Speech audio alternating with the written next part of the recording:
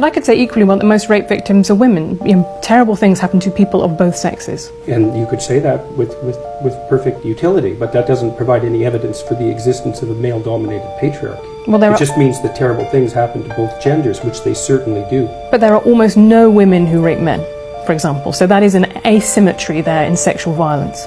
Well, yes, there's an asymmetry in all sorts of places, but that doesn't mean that Western culture is a male-dominated patriarchy. The fact that there are asymmetries has nothing to do with your basic argument. No, but you might This is a trope that people just accept. Western society is a male-dominated patriarchy. It's like, no, it's not.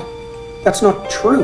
And even if it has a patriarchal structure to some degree, the fundamental basis of that structure is not power, it's competence. That's why our society works.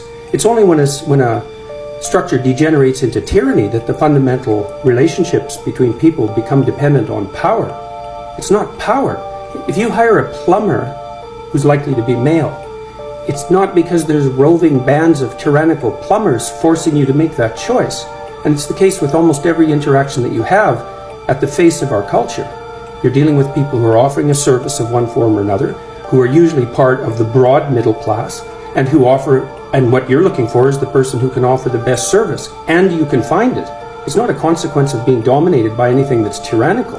And then again, our culture, our Western culture, which is by no means perfect, and certainly has tyrannical elements, like all cultures do, is the least tyrannical society that's ever been produced, and certainly the least tyrannical society that exists now.